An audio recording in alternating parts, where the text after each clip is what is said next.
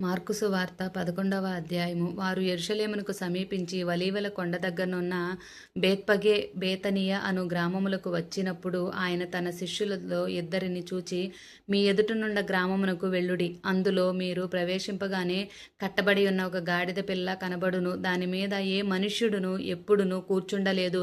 దానిని విప్పి తోలుకొని రండి. ఎవడైనను మీరెందుకు ఇలాగు చేయుచున్నారని మిమ్మును అడిగిన ఎడల అది ప్రభువునకు కావలసి ఉన్నదని చెప్పుడి. తక్షణమే అతడు దానిని ఇక్కడికి తోలి పంపునని చెప్పి వారిని పంపెను.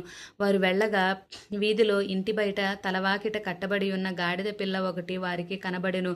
దానిని విప్పుచుండగా అక్కడ నిలిచియున్న వారిలో కొందరు, మీరేమి చేయుచున్నారు? గాడిద పిల్లను ఎందుకు విప్పుచున్నారని వారిని అడిగిరి. అందుకు శిష్యులు యేసు ఆజ్ఞాపించినట్టు వారితో చెప్పగా వారు పోనిచ్చిరి. వారు ఆ గాడిద పిల్లను యేసునొద్దకు తోలుకొని వచ్చి తమ బట్టలు దానిపై వేయగా ఆయన దాని మీద కూర్చుండెను. అనేకులు తమ బట్టలను దారి పొడుగునను పరిచిరి.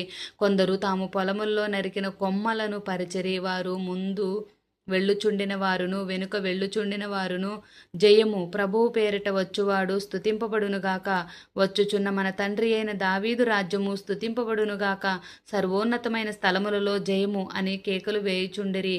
ఆయన యెరూషలేమునకు వచ్చి దేవాలయంలో ప్రవేశించి చుట్టూ సమస్తమును చూచి సాయంకాలం అయినందున 12 మందితో కూడా బేతనియకు వెళ్ళెను.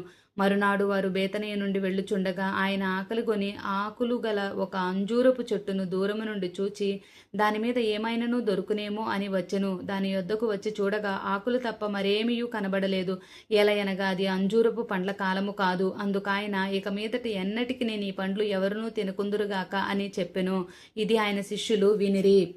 వారు యెరూషలేమునకు వచ్చినప్పుడు ఆయన దేవాలయంలో ప్రవేశించి దేవాలయంలో క్రయ విక్రయములు చేయువారిని వెళ్ళగొట్టనారంభించి రూకలు మార్చు వారి బల్లను, గువ్వలమ్ము వారి పీటలను పడద్రోసి దేవాలయము గుండా ఏ పాత్ర అయినను ఎవరిని తేనీయకుండెను. మరియు ఆయన బోధించుచు, నా మందిరము సమస్తమైన అన్యజనులకు ప్రార్థనా మందిరం అనబడును అని వ్రాయబడలేదా? అయితే మీరు దానిని దొంగల గుహగా చేసితిరనెను.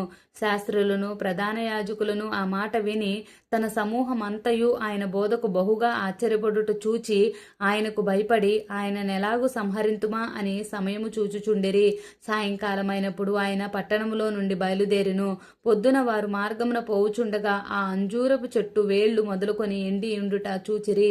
అప్పుడు పేతురు ఆ సంగతి జ్ఞాపకమునకు తెచ్చుకొని, బోధకుడా, ఇదిగో నీవు శపించిన అంజూరపు చెట్టు ఎండిపోయినని ఆయనతో చెప్పెను.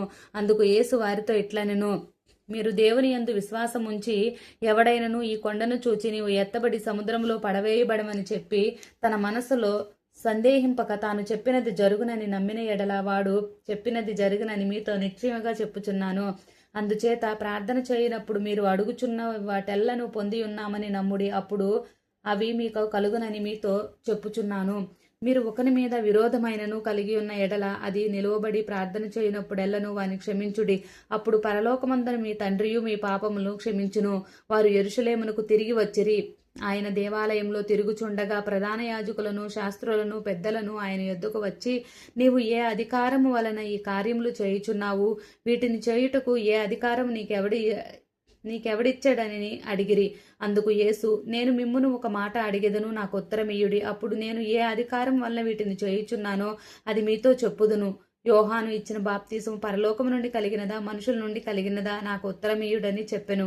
అందుకు వారు, మనము పరలోకము నుండి కలిగినదని చెప్పిన ఎడల ఆయన, అలాగైతే మీరు ఎందుకు అతను నమ్మలేదని అడుగును. మనుషుల వలన కలిగినదని చెప్పుదమా అని తమలో తాము ఆలోచించుకొనిరి. కానీ అందరూ యోహాను నిజముగా ప్రవక్త అని ఎంచిరి కనుక ప్రజలకు భయపడి ఆ సంగతి మాకు తెలియదని యేసునకు ఉత్తరమిచ్చిరి. అందుకు యేసు, ఏ అధికారం వలన ఈ కార్యములు చేయుచున్నానో అదియూ నేను మీతో చెప్పనెను. ఆమేన్.